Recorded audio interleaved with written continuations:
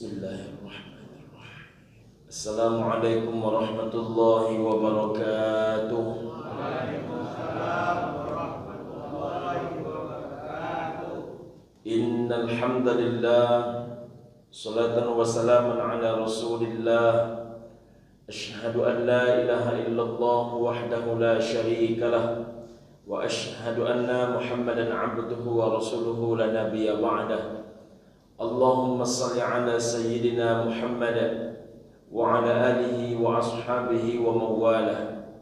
Amma ba'du. Ibu dan bapak rahimakumullah dan seluruh pengurus yang kami hormati, orang tua kami yang kami muliakan, kita bersyukur kepada Allah Subhanahu wa taala. Alhamdulillahirabbil alamin.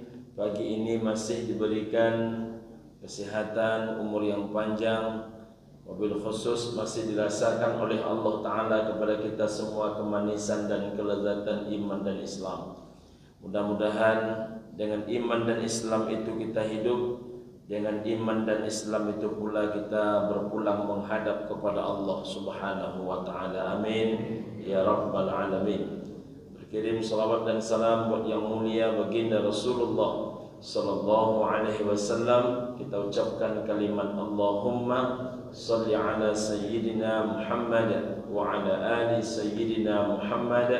Assalamu alayka ya Rasulullah, assalamu alayka ya Habiballah. Mudah-mudahan kita satu di antara bahagian umat yang mendapatkan syafaat beliau di yaumil mahsyar nanti. Amin ya Rabbal Alamin. Baik ibu dan bapak rahimakumullah, pagi ini kita akan kembali lanjutkan kaji kita yang terputus karena pembahasan khusus masailul kurban, hal-hal yang berkaitan seputaran kurban. Jadi pada pagi hari ini kita lanjutkan kembali kajian seputaran keutamaan zakat dan sedekah pada hadis nomor urut yang ke-17. Bismillahirrahmanirrahim. Innal 'aida fi shadaqatihi, kata Nabi sallallahu alaihi wasallam, sesungguhnya orang yang membatalkan sedekahnya, yang membatalkan pemberiannya, yang membatalkan janji memberi, yang membatalkan wakaf. Jadi sudah diucapkan ibu dan bapak rahimakumullah lalu dibatalkan. Itu kata Nabi sallallahu alaihi wasallam kal kalbi, seperti anjing, ya'udu fi qaihi, yang memakan muntahnya. Jadi ibu dan bapak rahimakumullah, hadis ini sangat tegas Nabi memberikan contoh betapa buruknya orang yang membatalkan sedekahnya, orang yang membatalkan segala wakafnya, orang yang membatalkan segala nazarnya. Sudah terucapkan lalu dibatalkan. Jadi ibu dan bapak rahimakumullah, kita bukan sekali dua kali menemukan ibu dan bapak rahimakumullah. Contoh, awalnya tanah ini sudah diberikan ke masjid karena tanah ini dianggap tak laku di pasaran. Tapi rupanya ibu dan bapak rahimakumullah, setelah diserahkan ke masjid oleh pengurus masjid, mulailah diancang-ancang pembangunan. Oleh pemerintah dibangun jalan di dekat masjid ini. Seiring dibangunnya jalan, harga tanah menjadi naik. Rupanya pewakaf menjadi ragu untuk memberikan. Ditarik balik ucapan. Itu macam mana hukumnya? Kata Nabi, seperti anjing memakan muntah. Begitulah marahnya Nabi. Ibu dan bapak, terkadang bukan yang memberikan wakaf, tapi kemudian ahlul warisnya. Ini yang paling banyak ibu dan bapak rahimakumullah. Tanah ini tak pula banyak sebetulnya. Sudah diawali dengan sesuatu yang baik oleh almarhumah orang tuanya. Tanah diberikan kepada masjid. Oleh pengurus masjid dibangunlah ibu dan bapak rahimakumullah, jadi masjid itu masjid yang megah. Lalu rupanya orang tua ini luar biasa. Tidak hanya masjid, beliau berfikir kuburan yang lama sudah penuh, ambillah tanah di samping masjid. Tanah di samping masjid ini pun jadi kuburan. Sekarang sudah hampir penuh. Lalu beliau menengok masjid ini pun maju. Diberikan pula lah tanah yang ketiga di depan masjid.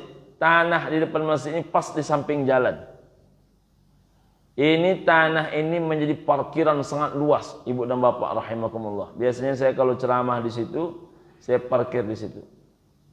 Ibu dan bapak yang berbahagia, kalau masjid nak diganggu oleh anak cucu tak mungkin, karena masjid ini sudah berpuluh tahun. Kalau tanah kuburan nak dia ganggu pun tak mungkin lagi, karena sudah banyak masuk mayat ke dalam.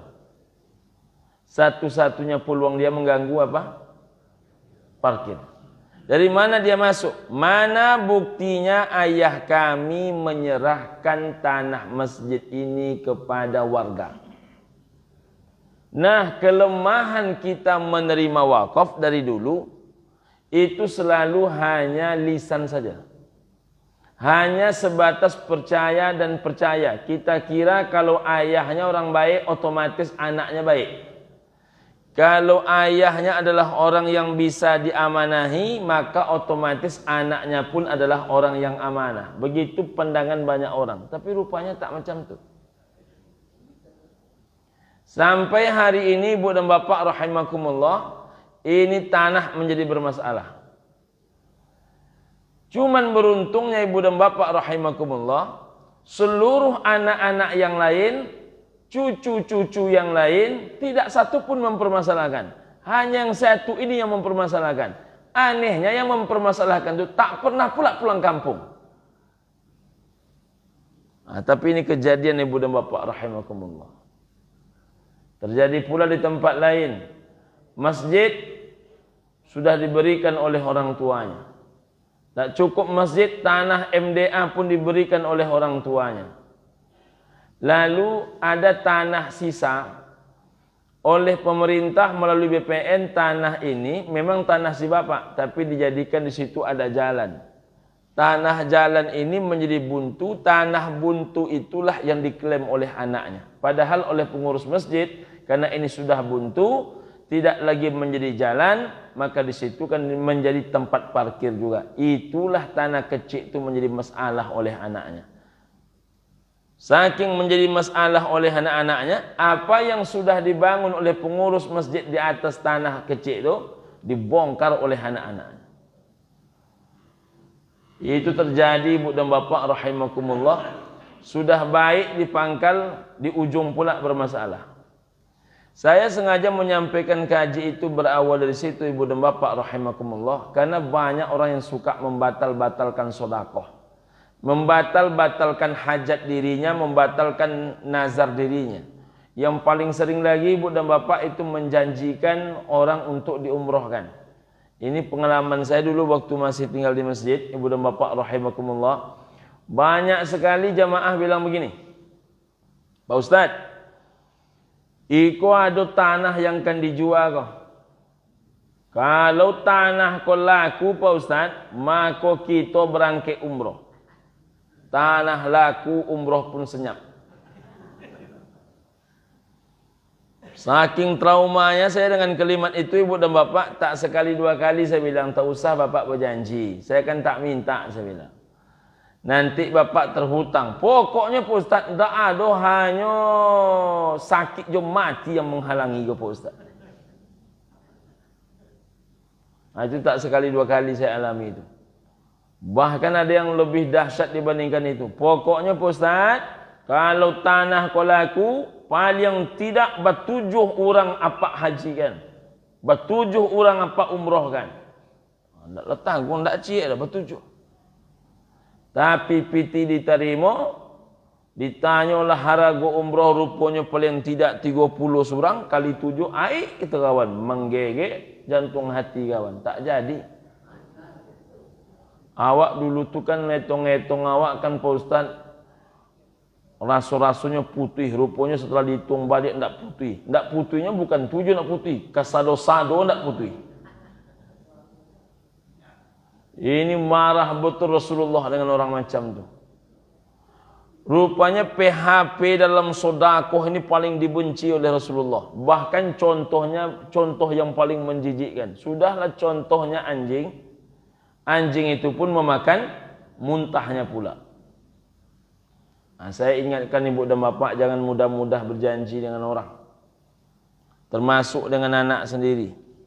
Jangan mudah-mudah berjanji. Pokoknya nak, kalau kamu juara 1 nih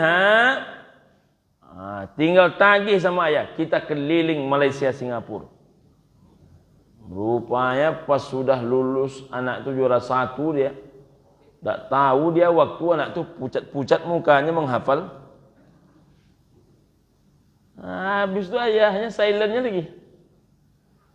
Tak boleh kita ni membatal-batalkan niat, membatal-batalkan hajat, membatal-batalkan yang sifatnya sudah terpatri, terjanjikan.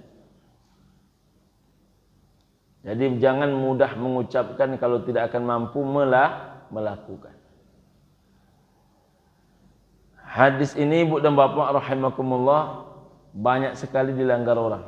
Mudah-mudahan kita bahagian orang yang terjaga dari hal-hal seperti ini. Amin ya rabbal alamin. Selanjutnya, man atahu Allahu malan, siapa kata Nabi sallallahu alaihi wasallam yang diberikan kepada dia harta, falam yuaddi zakatahu, lalu tidak dia bayarkan zakatnya. Ini sebelum saya lanjutkan ibu dan bapak, saya ingin mengingatkan ibu dan bapak. Bagi ibu dan bapak yang zakatnya biasanya sekali setahun, tolong pastikan zakat terakhir bulan berapa kemarin. Bapak ibu yang biasa zakatnya per bulan, kalau zakat per tahun, zakat mal. Zakat yang dibayarkan per bulan namanya zakat profesi. Jadi ibu dan bapak rahimakumullah, pengacara, dokter, notaris yang punya penghasilan bulanannya begitu banyak, dia bayar tiap bulan. Orang-orang yang kalau per bulan tak cukup zakatnya, dia kumpul, tapi setahun cukup zakatnya. Nisabnya sampai, haulnya sampai, maka tiap tahun dia keluarkan. Ibu dan bapak rahimakumullah. Ibu dan bapak yang biasanya berzakat per tahun, sebelum kaji ini dilanjut, tolong pastikan bulan berapa terakhir kemarin zakatnya dibayar. Ramadan kah? Kalau Ramadan berarti bayar selanjutnya Ramadan 1446 Hijriah. Kalau bayarnya biasanya per bulan, saya Pak Ustaz notaris, sebulan penghasilan paling tidak 80 juta. Nah, ini umpama ibu dan bapak rahimakumullah, saya keluarkan tiap bulan. Bulan berapa terakhir kemarin dibayar. Pastikan tiap bulan itu dicatat, tidak ada yang loss. Betul-betul semuanya tercatat dengan baik. Seluruh pendapatan totalkan, lalu ambil minimal 2,5%. 2,5% ini KKM, kriteria ketuntasan minimal. Jangan sampai kurang 2,5%. Lebih boleh Pak Ustaz? Boleh lebih. Kurang tak boleh. Kalau istilah solat, 2,5% itu wajibnya. Tapi lebih 2,5% adalah sunnahnya. Sunnah itu bukan berarti tidak menjadi zakat dia. Apapun harta yang dikeluarkan di jalan Allah itu menjadi pembersih.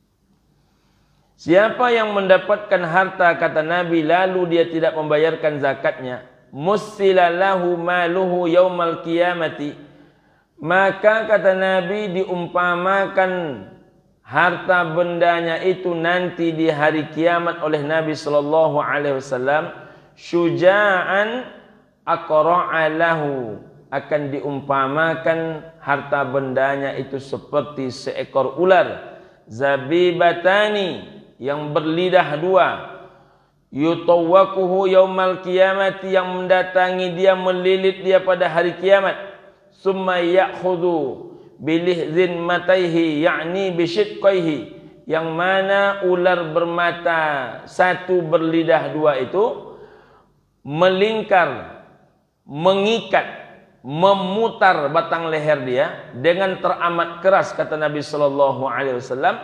Summa yaqulu, kemudian ular itu berkata, ana maluka, saya ini adalah harta bendamu. Ana kanzuka, aku adalah segala pusaka-pusakamu. Summa tala, tapi engkau hanya menyimpan dan menyimpannya saja. Saya sore kemarin mengingatkan ibu-ibu di pengajian majelis taklim. Ibu-ibu yang suka menyimpan-nyimpan, termasuk menyimpan baju-baju lama, itu berat pertanggungjawabannya. Ada baju tak dipakai-pakainya, ini baju nanti akan dipakai Pak Ustaz waktu saya langsing. Awak dah 30 tahun menengoknya tak pernah langsing, tapi masih disimpan baju itu. Waktu baru dia tak mampu berbagi dengan orang. Waktu sudah usang pun dia tak mampu berbagi dengan orang. Jadi orang suka menyimpan-nyimpan. Maka salah satu perangai yang paling dibenci oleh Allah Ta'ala itu adalah perangai sebatas menyimpan. Wailul likulli humazatil lumazah. Neraka waillah, celakalah bagi siapa? Humazatil lumazah, para pengumpat dan pencela. Jadi kalau orang mengumpat dan mencela itu dapat neraka wail, disebut orang celaka, patut. Kenapa patut Pak Ustaz? Kerjanya mengumpat dan mencela. Tak ada yang baik bagi dia. Mengumpat itu mempersoalkan yang ada, mencela itu menghina yang nampak. Banyak duit dia masalah juga. Tak berduit dia patah lagi. Orang macam tu tak pandai bersyukur. Mencela tu suka mencari sela di mana dia bisa merendahkan. Jadi orang macam ini, ibu dan bapa rahimakumullah, tak ada baiknya sama sekali. Pengumpat dan pencela. Tapi pada nomor urut 2 manusia celaka itu perlu kita renungkan baik-baik. Siapa orang kedua orang celaka? Allazi jama'a malau wa'addada. Orang kedua yang celaka itu kata Allah Ta'ala, orang yang jama'a, mengumpulkan. Mengumpulkan apa? Malan, harta. Wa'addadahu, lalu dia menghitung-hitung. Nah, coba Bapak Ibu renungkan, apa makna ini? Alladzi jama'a malan, orang yang mengumpul-ngumpulkan harta, wa'addadahu, lalu menghitung-hitungnya. Jadi kerja dia hanya 2 saja. Kumpul itu kan tentu diawali dicari. Cari, kumpul, hitung. Cari, kumpul, hitung. Cari, kumpul, hitung. Berarti kan simpan. Betul tak? Jadi dia hanya menyimpannya saja. Mengelak-ngelak dia daripada kewajiban zakat. Pak Ustaz, kata dia, ya, ambo kan punya ameh Pak Ustaz. Ameh ko jumlahnya 100. 100 ameh. Apakah wajib zakat Pak Ustaz? Wajiblah. Lalu tahun muko, ini menelpon balik. Pak Ustaz, ambo kanlah bazakat tahun lalu Pak Ustaz. Tahun kini ko ameh tu ndak bertambah. Sebanyak itu juga balik. Apakah wajib juga bazakat Pak Ustaz? Wajiblah, kata Ustaz tu. Berarti berkurang dong Pak Ustaz. Yang menyuruh menyimpan siapa? Tolak ukurnya oleh agama itu asal sampai nisabnya, sampai haulnya, maka wajib keluar zakatnya. Mengapa agama ini tak suka orang-orang yang menyimpan saja? Inilah salah satu ayatnya. Allah Ta'ala tu benci dengan orang yang hanya jama' amalan, mengumpul-ngumpul, lalu menghitung. Jadi bagaimana mesti baiknya harta itu? Harta itu diputar. Harta itu diberdayakan. Termasuk ibu dan bapak rahimakumullah, salah satu kewajiban harta itu dikeluarkan. Tak boleh harta itu mati tanpa dikeluarkan. Harta itu sifatnya mesti dikeluarkan secara sukarela. Kalau tak dikeluarkan dia secara sukarela, maka dia akan keluar secara paksa rela. Ibu dan bapak rahimakumullah. Salasun muhlakat, kata Nabi. 3 macam perkara yang membuat hidup manusia itu rusak, binasa. Pertama, hawa muttaba'un, hawa nafsu yang diperturutkan. Nomor 2 yang unik, wasyuhun muta'un, kikir yang terlalu diperturutkan. Dia hanya menghitung, membilang, mengumpul, mencari. Kalau kita tanya, berapa zakatnya Pak? Bingung dia. Ada orang yang tak tahu berapa zakatnya. Padahal menghitungnya tak payah.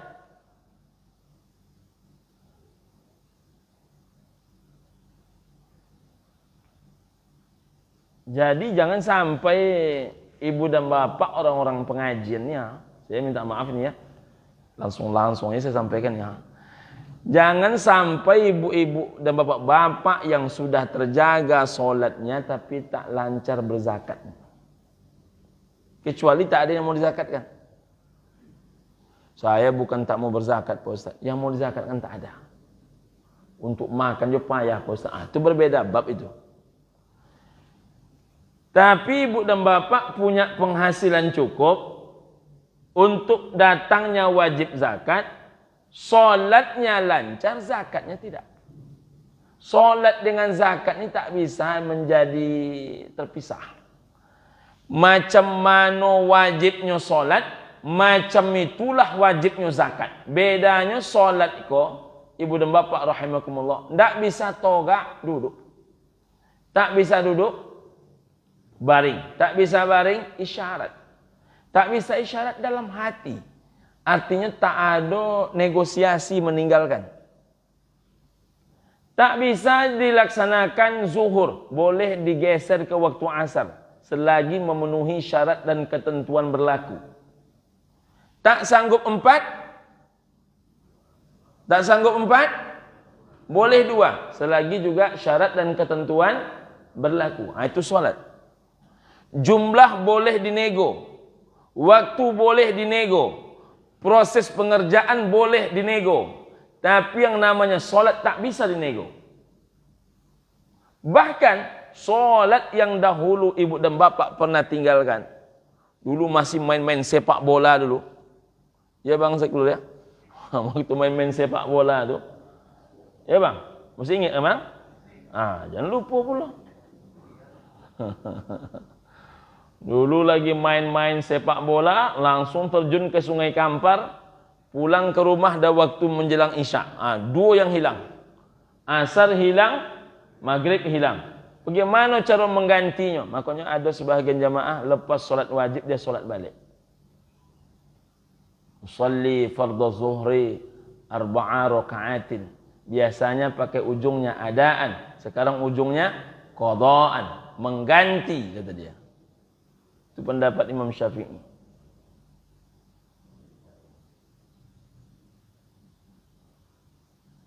Kalau Imam Syafi'i berpendapat wajib mengganti. Ibu dan bapak rahimakumullah. Bagaimana dengan zakat?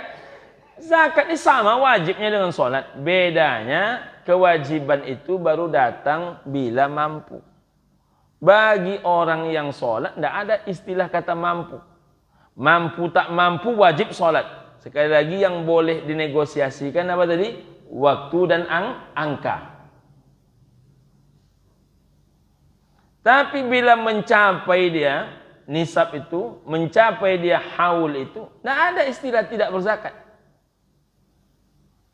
Makanya kalau ada orang solat tapi tidak tahu dengan zakatnya, berapa zakat bapak tahun ini?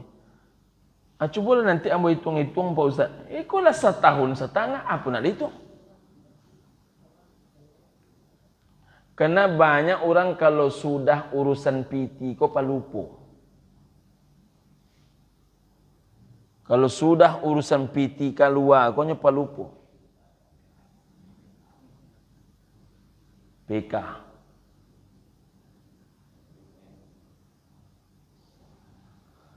Jadi ibu dan bapak, ingat betul, jangan sampai hak-haknya Allah, hak zakat untuk membantu sesama orang-orang beriman lainnya tidak dikeluarkan. Kita kalau sudah berhitung dengan Allah, maka Allah pun suatu saat berhitung dengan kita. Nah, itulah hebatnya zakat ini, ibu dan bapak rahimakumullah. Kita keluarkan 2,5%, belum dikeluarkan lagi, sudah Allah janjikan bonus-bonusnya.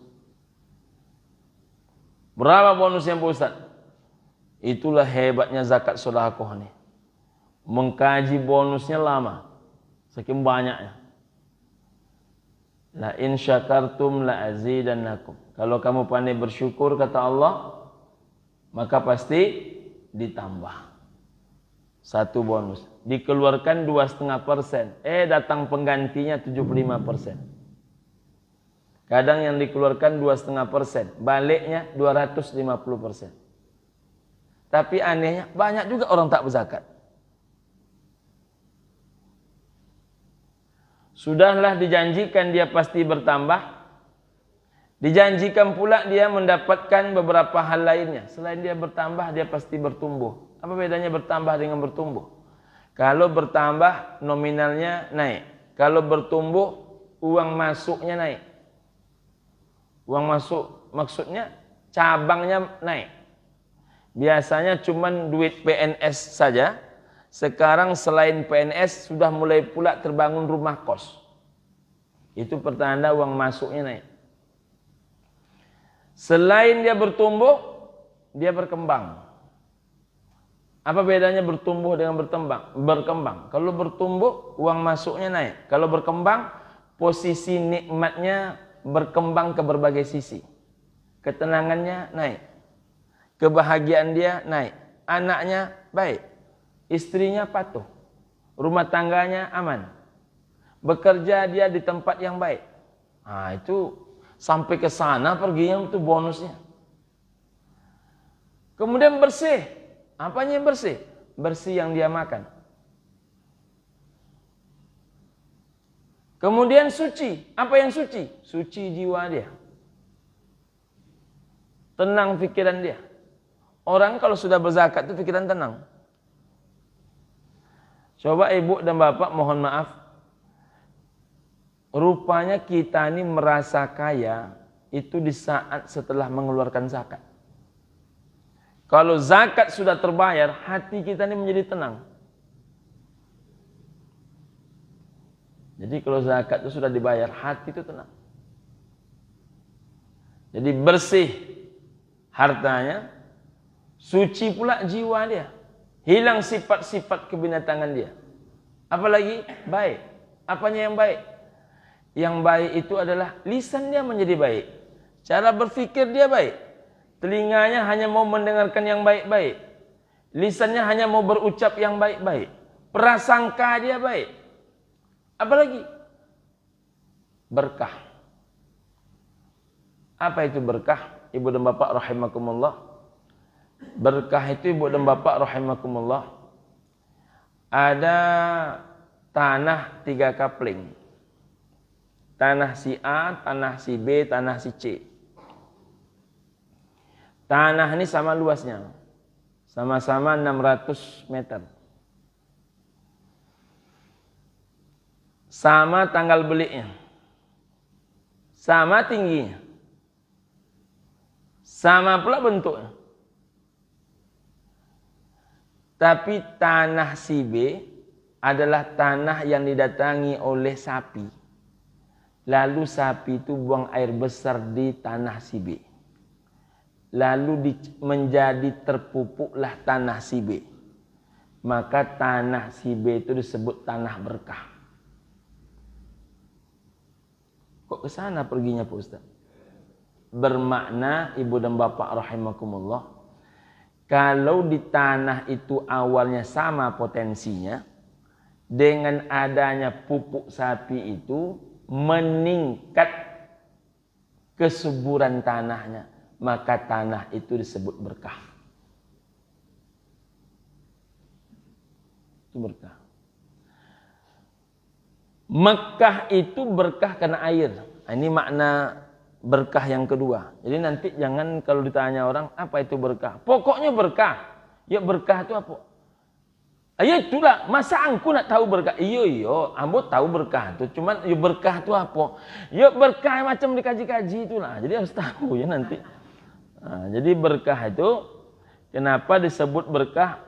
Dua itu alasannya. Satu tadi ibu dan bapak rahimakumullah buat perbandingan tanah. Ya kan? Nanti kalau bapak ibu orang pengajian harus tahu tuh. Tanah 3 kapling. Sama luasnya, sama balinya. Tapi kemudian di tanah si B datangnya hewan kurban tuh ataupun sapi itu. Di situ dia buang air besar, menjadi subur dia.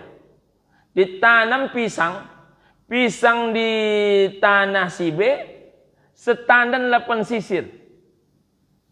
Tanah di lahan si A setandan 6 sisir. Berarti lebih berkah tanah siapa? Nah, itu. Jadi pupuk itu penyebab berkah. Pupuk itu penyebab berkah. Yang kedua air.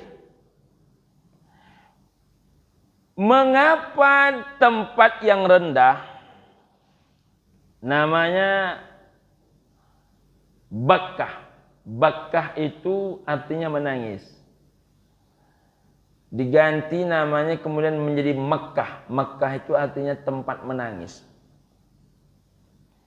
Dia menjadi tempat paling rendah. Makanya kalau ibu dan bapak ke Masjid Masyitoh, Masjid Masyitoh lebih tinggi daripada jalan. Dari jalan naik kita ke atas.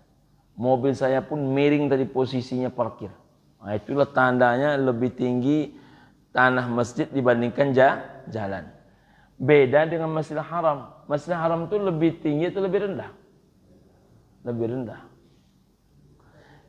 Dari jalan kita menuju ke pintu masjid lebih rendah pintu masjid daripada jalan. Sampai di pintu masjid turun beberapa tangga baru masuk masjid. Sampai kemudian di ujung turun eskalator, turun ke bawah. Jumpa masjid lantai dasar. Kemudian kalau nak ke Ka'bah, turun lagi. Jadi 3 kali turun kita, baru bertemu dengan Ka'bah. Jadi Ka'bah itu tempat paling rendah. Biasanya orang mau tidak ke tempat yang paling rendah tanpa asbab? Tidak mau. Orang pasti mencari tempat yang lebih tinggi. Mencari tanah saja Pak. Kalau tanah itu agak rendah nampak sama orang, orang pasti bertanya, siko banjir apa tidak? Betul enggak? Banjir apa tidak? Siko Pak Haji, parah Pak Haji. Macam mana parah? Pokok siko kalau lah agak hujan seketik beranang Pak Haji. Macam mana pun murah tanah itu payah menjualnya. Betul Bapak Ibu? Tapi mengapa orang itu berebut turun ke bawah? Bahkan Abu Jahal saya turun ke bawah. Abu Jahal itu rumahnya di puncak gunung, di lereng gunung. Saya ditanya oleh jamaah, di mana rumah Abu Jahal dulu Pak Ustaz? Coba tengok rumah warna krem. Yang mana Pak Ustaz? Tuh.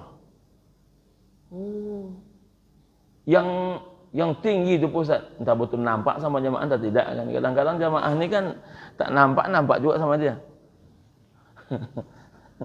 Pokoknya tak tunjuk. Ah itu dia. Di situ rumah Abu Jahal Pak Ustaz. Ah, situlah kampung dia dulu. Dari mana Pak Ustaz tahu? Ya baca-bacalah. Baca-baca, situlah kampung dia dulu. Terus Pak Ustaz, turun dia ke bawah. Artinya posisi rumahnya Abu Jahal itu dah tinggi. Turun dia ke bawah. Dan dia berumah tuh di samping rumah emak Nabi. Bapak Ibu umroh dijelaskan itu kan? Ada dijelaskan itu pergi umroh. Jangan sampai tak dijelaskan, itu tuh penting dijelaskan. mana rumah Aminah, mana rumah Abu Jahal. Karena saya banyak pula dapat kabar tidak dijelaskan. Memang dulu ibu dan bapak tahun 2012 sebelum saya mulai ngelola usaha umroh itu yang saya dudukkan dulu kajiannya. Supaya jamaah ini tak hanya pergi sholat, tidak hanya pergi umroh, harus ada tambahan, yaitu ilmu. Nah ibu dan bapak rahimakumullah, kalau dengan Ustaz Mustafa Umar berangkatnya lebih lengkap lagi. Ustaz Mustafa Umar itu ibu dan bapak rahimakumullah, ini besok kita buat program dengan Ustaz Mustafa Umar, umroh plus Mesir. Kalau saya tak salah 15 atau 16 hari. 6 hari diminta Ustaz Mustafa Umar di Mesir. Salah satu tempat yang mau dikunjungi itu laut yang dihantamkan tongkat oleh Nabi Musa itu, mana dia tempatnya? Mana laut itu, mana dia? Sampai ke situ Ustaz Mustafa Umar itu mengkaji. Mana dia laut yang dihempaskan tongkat Nabi Musa itu?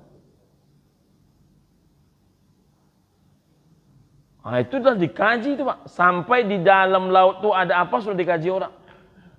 Rupanya di dalam laut itu sekarang masih ditemukan pedang-pedang mereka. Ditemukan kereta-kereta kuda mereka itu. Ditemukan juga bangkai-bangkai kuda mereka dalam keadaan sudah tinggal tulang belulang dan lain sebagainya. Itu ibu dan bapak rahimakumullah, luar biasa. Ustaz Mustafa Umar ini salah satu ustaz yang pemahaman ilmu tafsirnya tak kita ragukan, itu sudah luar biasa ya, sudah kita ketahui. Tapi selain itu pengalaman dan ilmu sejarahnya luar biasa. Saya kalau mendengarkan beliau menjelaskan tentang sejarah itu luar biasa. Insyaallah itulah salah satu kelebihan yang Allah berikan. Ibu dan bapak rahimakumullah, itu dia rumahnya Abu Jahal. Turun dia ke bawah, berumah dia di samping rumah mak Nabi Aminah. Kalaulah Islam tergantung dekatnya rumah, maka yang paling kokoh Islamnya itu Abu Jahal. Karena sedari kecil dia menengok siapa? Nabi Muhammad. Kalau iman tergantung dekatnya rumah, maka yang imannya betul-betul kokoh itu imannya Abu Jahal. Tapi rupanya sampai mati Abu Jahal tak beriman. Bahkan sekarang rumahnya Abu Jahal itu dijadikan apa? WC. WC 14. Ini WC terbesar di dunia. 3 kali lipat, 4 kali lipat lebih besar daripada Masjid Masyidah. Nah, ibu dan bapak rahimakumullah, mengapa Abu Jahal tuh mau turun ke bawah? Karena di Bakkah itu ada sumber air, disebut dengan nama air Zam-Zam. Maka Bakkah itu disebut tanah paling berkah. Jadi tanah paling berkah di dunia ini, nama tanah itu apa? Bakkah.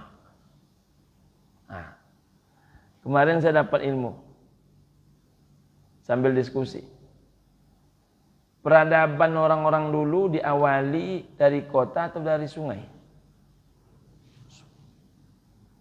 Sungai.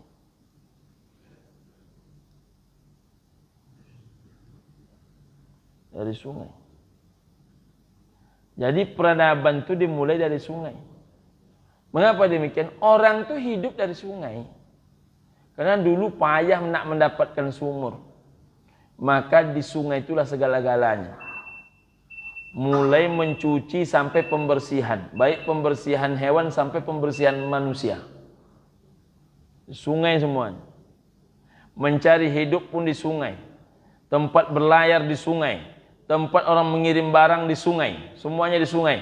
Maka tempat yang dahulu banyak sungai, itu disebut berkah. Nah, jadi orang yang hartanya itu dizakatkan berkah karena ada air dalam hartanya. Nah, air harta itu apa?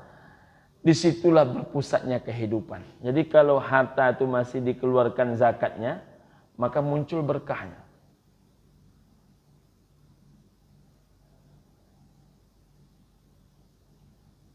Kalau harta itu masih dizakatkan, maka anak yang sekolah akan menjadi berhasil, niat hidup akan menjadi sampai, ketenangan hati akan menjadi dapat, doa akan menjadi mustajab. Karena ukuran berkah ini 3, Pak. Pertama dikatakan berkah itu bila doa kita mustajab.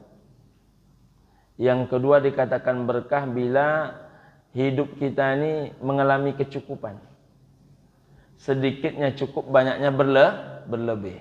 Yang ketiga hajat menjadi sampai. Jadi kalau hajat kita sampai, itu pertanda hidup itu berkah. Nah, Ibu dan Bapak rahimakumullah, kita lanjutkan. Orang yang diberikan, kata Nabi SAW, kepada dia harta, lalu harta itu tidak dia zakatkan, datang kepada dia harta itu seperti seekor ular besar, bermata 1, lidahnya 2. Lalu ular itu melilit batang leher dia, mengikat, memilin, kalau bahasa kitanya memilin, dipilin dia, dicekik dia, apalagi istilah itu, dengan sekuat tenaga ular itu, sambil dia berkata, ana maluka wa ana kanzuka summatalah, aku ini hartamu, aku ini segala pusakamu, tapi engkau hanya menyimpan-nyimpannya. Nah, maka Bapak Ibu yang masih menyimpan-nyimpan emas belum dizakatkan, saya ingatkan, Bapak Ibu yang punya harta-harta yang didepositokan tapi belum dizakatkan, saya ingatkan, jangan lupa. Karena sekali lagi kalau menyangkut PK ini orang banyak pelupa. Lalu Nabi membacakan ayat, wala yahsabanna alladhina yabkhaluna bima atahumullahu min fadlih. Dan janganlah kalian mengira, kata Allah Subhanahu wa taala, bahwasanya orang yang kikir dengan pemberian Allah terhadap segala harta bendanya, huwa khairal lahum, itu baik buat mereka. Bal huwa syarrul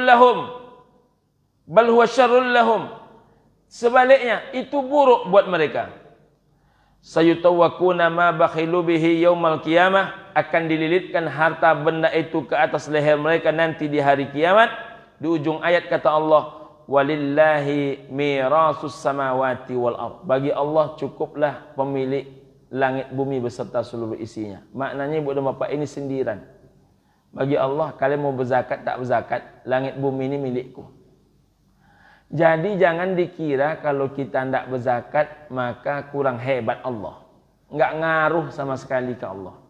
Allah tu pemilik langit bumi beserta seluruh isinya. Jadi kalau kita berzakat Ibu dan Bapak, kita bersedekah, itu bukan keuntungannya ke Allah, keuntungannya kembali kepada kita yang berzakat.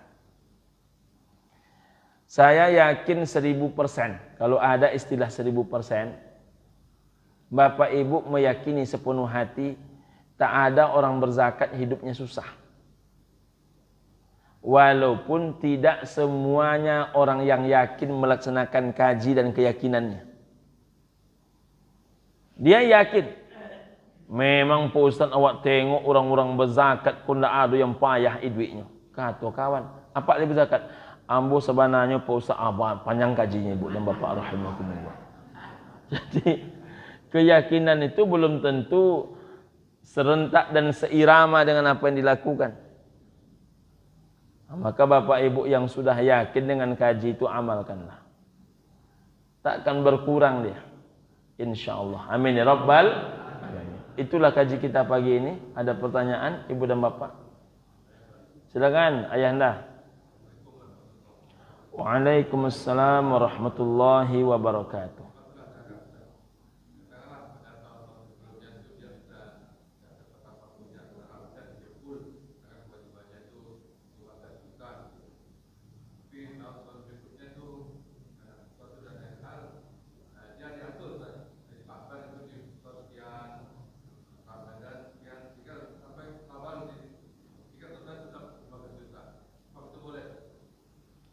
Mengangsurnya menambah waktu atau mengurang waktu?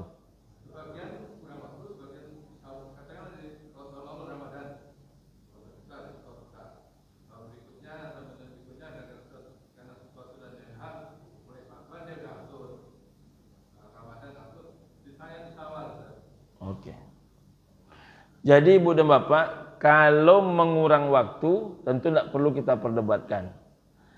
Yang kita takutkan ini yang berlebih waktu ini. Nah, berlebih waktu ini kan berarti berlebih haulnya. Ini yang kita berhati-hati karena kita takut. Salah satu yang kita khawatirkan nih, mati datang hutang tak terbayar.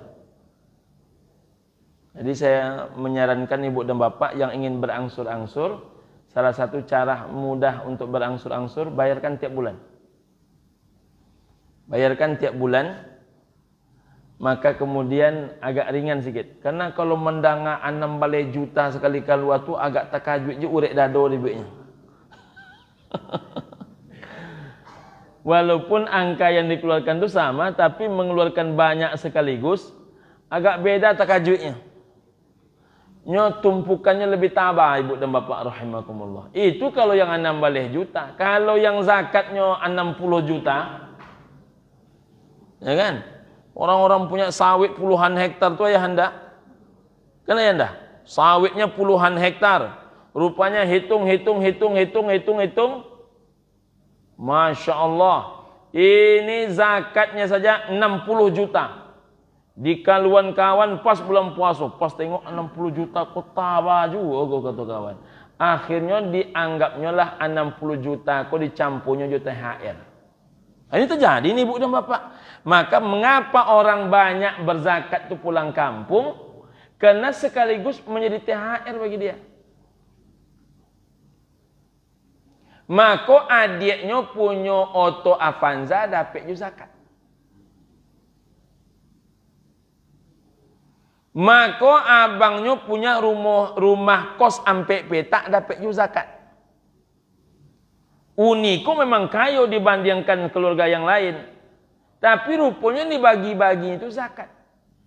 Akhirnya nyepasok, kalau agen seketik zakat itu kamak kandung awak, boleh apa Ustaz kata dia. Ini terjadi nih Bu dan Bapak. Bukan pertanyaan sekali dua kali kita jawabnya.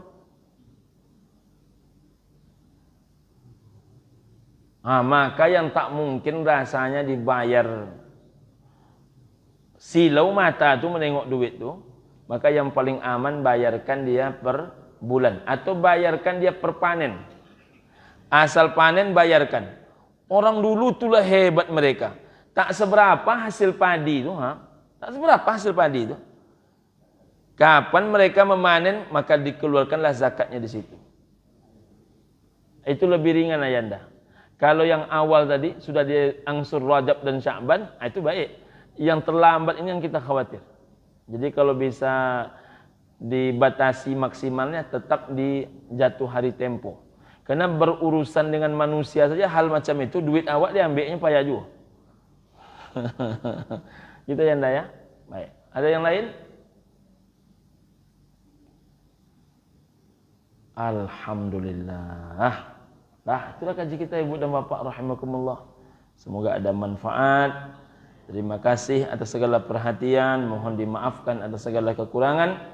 Billahi taufiq wal hidayah war ridha minal inayah. Subhanakallahumma rabbana wa bihamdika asyhadu an la ilaha illa anta wa astaghfiruka wa atubu ilaik. Assalamualaikum warahmatullahi wabarakatuh.